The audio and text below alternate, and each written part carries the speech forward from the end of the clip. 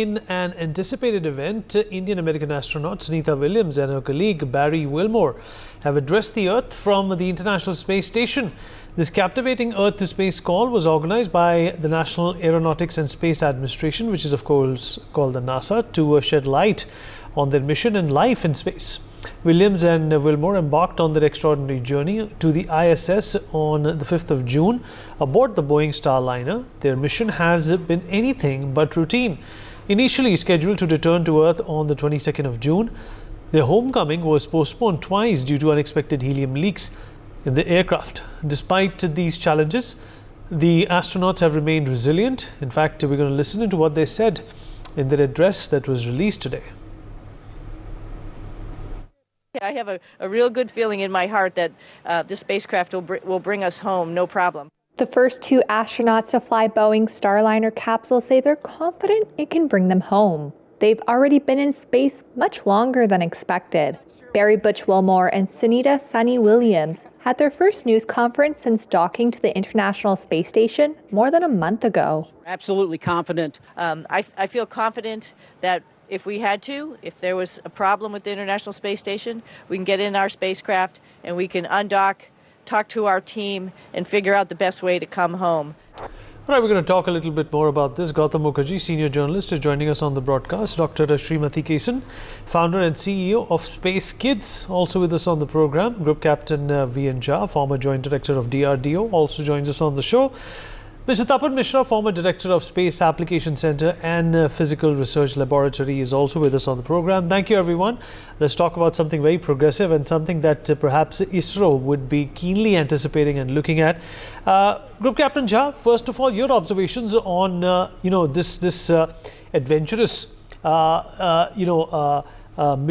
that NASA has undertaken, and what kind of learnings does this also force the ISRO to anticipate in something similar, which is also being planned by them?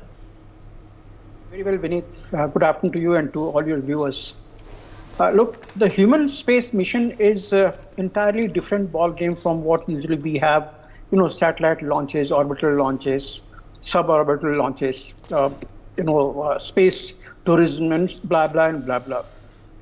Here in this case, when they had taken off from their base, and they already had one booster having the helium leak, and still they launched themselves, which was, a bit of questionable decision.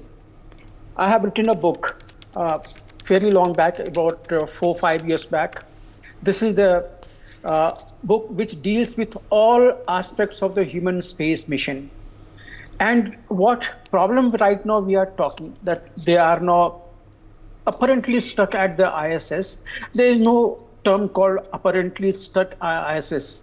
The moment they are at ISS, International Space Station has got all consumables, everything, right from the gases to the food, right from the servicing module to the recycling module. Everything is there.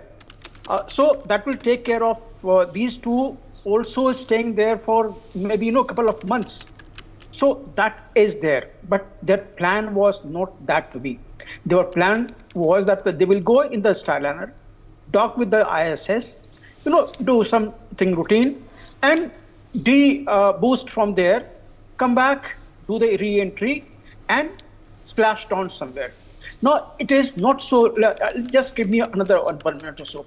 It is not so easy in the space, because what happens in the Earth's orbit, if your spacecraft is going at ISS speed, the velocity is about 7.6 kilometers per second or so. The moment you undock from there and your velocity and your altitude now starts decreasing after deboosting before the re-entry, the velocity picks up. Normally, the velocity is, something about 25,000 kilometers per second, 27,000 kilometers per second, per hour. But when it comes down, that velocity keeps on picking up, and it goes to somewhere around 25 to 27 mark of the velocity at the time of re-entry. That's a hell of a lot. And at that time, if the trajectory towards the re-entry is not proper, it will make a splash, it will go somewhere else. These are the problems that the astronaut today face, because one booster is already knocked out.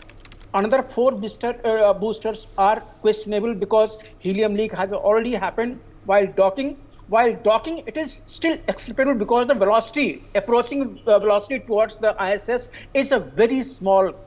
But in the orbit, after the deorbiting, that velocity is phenomenal. Even if one booster has failed, they will have immense problem in guiding their trajectory for the re-entry. So these are the problems that they are facing right now. They are in the dilemma whether to come with that Starliner, or SpaceX sends another module there to bring them back. So all these are the possibilities. They are facing that problem right now, but they are in good morale. They are fairly well taken care of at the ISS, including everything that is required for the body. All right, good points there. In fact, let me also rope in Dr. Srimati Kesan. Dr. Kesan, what do you make of the situation? This is obviously something that NASA did not plan for, but when it comes to space and space technology and predicaments that happen in space, NASA has always been on the front foot. What can ISRO learn from this episode? I mean, everything is a learning. I would say science is learning. You do it 100 times, the 101st time, there is something else that's going to be cropped in, and we need to be working on it. Well, of course, now we have 5 out of the 28 thrusters, there is a small leak. Before docking also, they had an issue wherein a Russian spacecraft, a degenerated, spacecraft that broke into pieces, and they thought, the Starliner was going to be hit. They had issues with that. They were nervous how the docking was going to happen. So every bit of it, this is a huge challenge. But I think the very first time when we are docking something, and if we are going to be having all this, it's a learning curve. So that when the second time when we are going to be subsequently sending these space capsules, then we have simulated all this real time. It is not just simulation in the lab, but real time the simulations have happened, and we are well prepared. Of course, Starliner and Dragon started at the same time, and Dragon has already had so many human movement up and down, transportation up and down. So people feel that SpaceX has got an edge over everything. But I think science is not only to have one person doing the entire thing. There is so much of a requirement now. So if we have 2-3 of other people, being for this, I think is a plus, because there are so many people who actually want to do space exploration, and there is so much more to do, and India's Gaganyaan. Of course, this is a huge learning for Gaganyaan, because the first thing is the economics. Sorry, but here I would like to say that we are not, going to be spending as much as NASA or Boeing does on our human space flight. So what, our Indian ideology is as less that we are able to, pump in and get more out of it. So we are going to be, foolproof with Gaganyaan, doing much more simulations. Of course, NASA is doing it at the Marshall space flight. They are also doing the splashing at the Whites in Mexico. And Stitch is pretty confident. NASA said, Stitch, who's leading this whole technical thing from NASA, is absolutely confident. Well, nothing to say about Sunita Williams, who was so sweet to say that we are in such safe hands. We've been there so many times. We are so happy. And she's also with fellow astronauts, Tracy, enjoying and wishing for the July 4th. I mean, I think, once you are in that level, people do not, think about their lives and crib and cry. Of course, there's going to be a muscle atrophy. People, the medical, if you're going to be seeing the physicians or the doctors thinking about this whole mission, they say there's going to be a bone degeneration, muscle atrophy, all these things are going to happen. But yet, that is the challenge. Space is extremely harsh, but I think, people who actually work in space are something to do with divinity.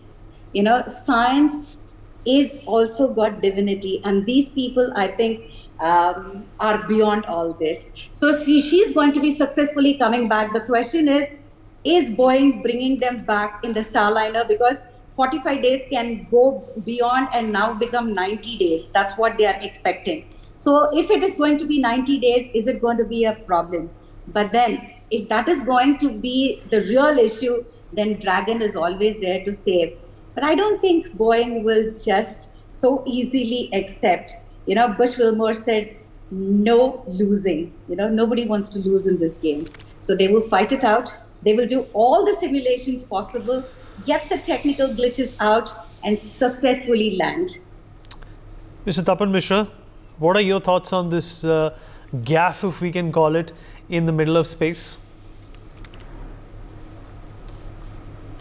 Good afternoon to all the viewers. I think it's an unfortunate some failure has happened from a batch of bulbs, but normally I'm pretty sure they are organized in a main and redundant systems, and they may have to look into which of the batch has failed. So those batch has to be isolated, and rest of the thrusters can be used, and they can reprogram it. And before this reprogramming, they have to do the ground simulation, because the thrusters, that the bulbs come from different batches. If a particular batch is suspect in the construction or manufacturing, so all the thrusters with those batch bulbs will be isolated. That is a normal strategy. With the remaining amount of thrusters, what the control has to be done, they have to be simulated on ground on a gimbal system, and then they have to be fed on the onboard computer and all. This will take some time. Even in the war footing, it may take 1 to 2 months. And as long as they are able to do that, and they prove it that it with a remaining amount of thrusters need not be 28 minus 5, it may be some other lesser numbers, they can come back. Once they are very confident, they will give a go ahead and it will come back. Normally, all spacecrafts have provisions by a factor of 2, and specifically this manned spacecrafts, they will have a lot of cross-patch facilities. That means the fuel can be got from some other bulb, some other line, and all possibilities are there. But they do not load all the possible combination programs on board, because as and when you face problem, you solve those combinations and only load those combinations on board. So this is a normal process, but unfortunately it has happened, and the accidents and such things happen every time on many missions and all. With all our best efforts, mistakes and failures do happen, and they will brace past and they will come back. I don't see any problem of life-threatening and all. As the Marshall Space Center declared, by July end they may be able to come. So I guess they will be able to come. Gautam, what do you think of the situation? And as a growing stature in the space industry, India too is looking at this series of events, very interesting series of events with close proximity. Well, Vineet, as a layman, I've listened to 3 of the panelists with a lot of technical knowledge in this area. Common sense tells me that you do not experiment with a faulty vehicle with people on board. The lucky part here is that you've got a space station in which Sunita Williams and the other astronauts are perfectly all right. What NASA should do, in my opinion, is send an alternate aircraft to pick up spacecraft, to pick up Sunita Williams and anybody else who's coming back, any equipment that needs to come back, and so that there is no ifs and buts and trying to rectify a faulty machine, particularly since Boeing has been having one disaster after another for the last couple of years in normal aircraft. It's unheard of. In the past, Boeing has never had such, tremendously weird things like doors falling off and wheels falling off, and it's going on even now. United, yesterday, the wheels fell off. United Airlines, it had to abort the flight. So I wouldn't fix the aircraft.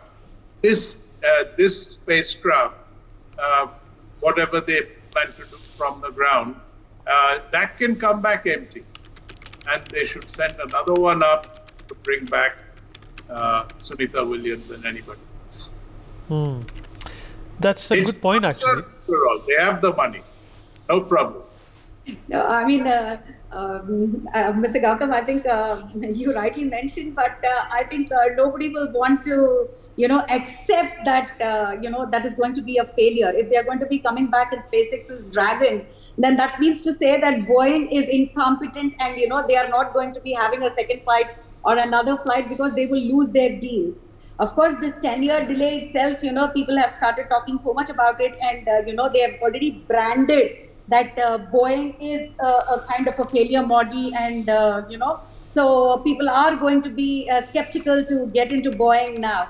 But that is not science, right? So, and even the astronauts, I don't think Sunny and Bush is going to give up, and because that's what they mentioned yesterday. We have a good feeling, and we're very positive that Starliner is going to bring us back. It's just, of course, the thrusters, and that's obviously being simulated at the Marshall space flight, and I think they are in good and safe hands, because as we know that NASA is spearheading every time, and it's been in the forefront always with regards to space missions. So I'm sure they will rectify this and bring them back safe. They will be enjoying fish curry and samosa, and having a good time with the other astronauts. All right, Group Captain V.N. Jha, Gautam also brought out an important factor about Boeing and how its reputation is also on the line. Do you think that has something to do, with these astronauts also being stuck in space? Well, Vineet, I told you in the beginning, the opening address itself, that manned space flights is altogether a different ball game. It is not the launching of the satellites or taking care of the satellites orbital. It's entirely different ball game. And as per the principle, if we have even say 1% chance of something going wrong, we prefer rescheduling the flight. Now, here in this case, there are two things. One, the ISS is a place where they can stay. ISS has got one emergency module in which any astronaut can make emergency undocking and come back to the space. But that is the emergency one. That these two people, they cannot take it because they are already a set of crew who are there on the ISS. So what seems to me, I had written an article, I think I had forwarded to you also.